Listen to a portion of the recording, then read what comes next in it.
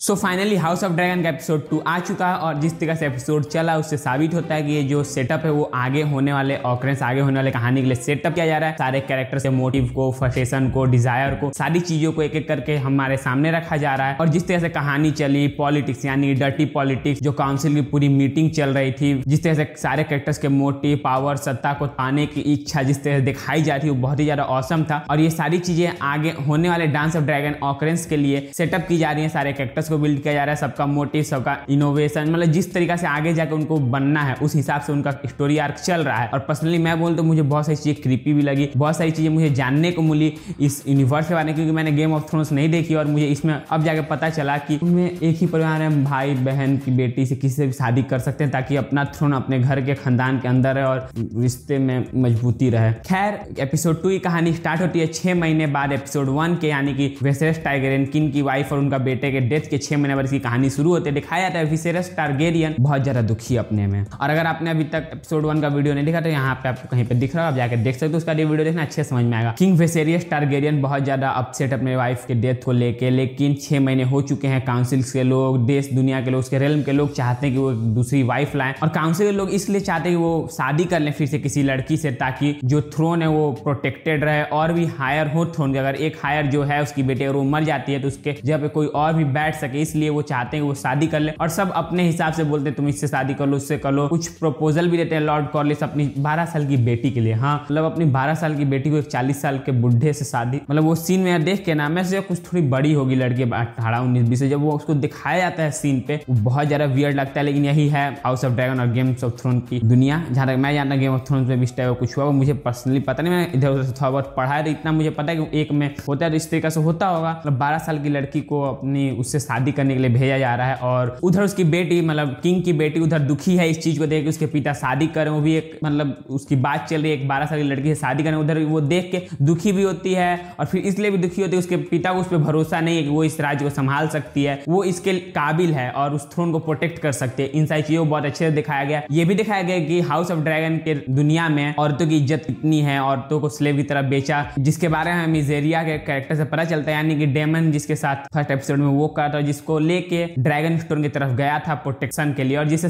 बोलता भी है कि मैं शादी करूंगा, लेकिन वो शादी नहीं करता है। वो जस्ट किंग को प्रोवोक करता है, किंग आए उससे लड़े और वो किंग को मार दे और उनकी जगह ले ले। लेकिन खैर वहां पे किंग जाते नहीं है, उनकी बेटी चल जाती है रेनोरा टारगेरियन और वहां से अंडे को लेके आ जाती है। और वहां पे हमें पता चलता है उस सीन को देखे कितना ज्यादा वहां पे औरतों का मतलब इज्जत ही नहीं है बिल्कुल। उधर प्रिंसेस भी क्वीन के लिए, हायर के लिए, थ्रोन के लिए उसको उठाया गया, तब भी उसकी कोई इज्जत नहीं है। जो भी काउंसिल के मेंबर है, जो भी वहां पे लोग, उसकी बात कोई वैल्यू नहीं है, वो कुछ ही बोलते उसे काट दिया जाता है, एक तरह से कमजोर की तरह ट्रीट किया जाता है। लेकिन असलियत में रेनोरा टारगेरियन बहुत ज्यादा ताकतवर है, उसको दिखा दिया जाता है। वो जब ड्रैगन राइड करके जाती है वो बिना डरे डेमेनियन के सामने, उसके पास तलवार थी, ये निहत्ती चली जाती है और बोलती है तुमको मारना है मार दो, कुछ फर्क नहीं पड़ेगा, क्योंकि वो जानती है उसका ड्रैगन उसको मरने नहीं देगा। और एलिसेंट हाइट टावर और विसेरियस मतलब किंग की बॉन्डिंग में थोड़ी बहुत ठीक ठाक लग रही थी, लेकिन अगर उसके बेटी के पर्सपेक्टिव से देखा जाए तो उसको ये भी खराब लगा जब वो लास्ट में अनाउंस करता है कि मैं एलिसेंट हाइट टावर से शादी करूंगा। मतलब बहुत ज्यादा क्रीपी और वियर्ड चीज इस एपिसोड में चली। फर्स्ट एपिसोड में वो मदर वाला सीन था, थोड़ा सा क्रीपी था, और जब अपना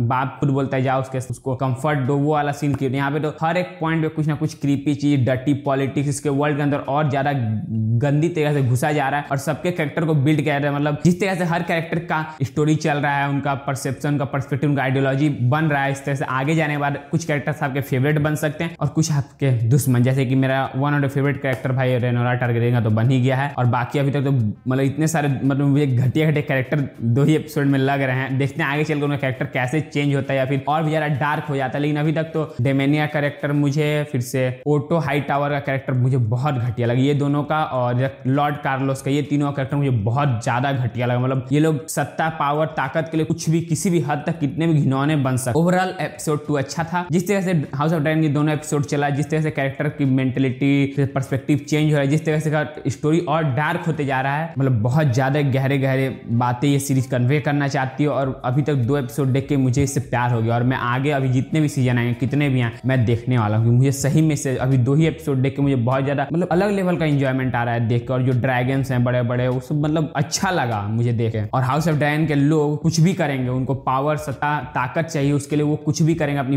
12 साल की बेटी को, मतलब अपनी बेटी को कहीं पे कुछ भी कर सकते हैं। आई मीन टू से कुछ भी, कितने भी नीचे उनको गिरना वो गिर जाएंगे, सिर्फ पावर, ताकत और पैसे के लिए। खैर इसके हर एपिसोड पे एक एक करके वीडियो आएगी। जैसे जैसे मुझे और इसके वर्ल्ड के बारे में अच्छे से पता चलते जाएगा हर एपिसोड के बाद, उस वीडियो की क्वालिटी और वो भी बढ़ते जाएगी। खैर इन सारी बातों के साथ भाई KGF को मत भूलो। KGF और सलार से रिलेटेड एक वीडियो आई है, कैसे सलार और KGF और बगीरा मूवी रिलेटेड है भी कि नहीं, इसके ऊपर एकदम डिटेल वीडियो, आपको पूरी चीजें क्लियर हो जाएंगी, क्या सच है क्या झूठ है इस थ्योरीज में, इस अफवाह में सलार बगीरा और KGF रिलेटेड है कि नहीं। और सही से ब्रह्मास्त्र को मत भूलना यार, ब्रह्मास्त्र आने वाली है, तो जितने भी चीज तुमको चाहिए ब्रह्मास्त्र से जानना है उसको देखने के पहले और कितना एक्सपेक्टेशन रखना चाहिए उसके लिए वीडियो का लिंक यहाँ पे दिया हुआ है, जाओ देखो और चैनल को जरूर सब्सक्राइब कर लेना। तब तक के लिए ओके बाय, जय हिंद।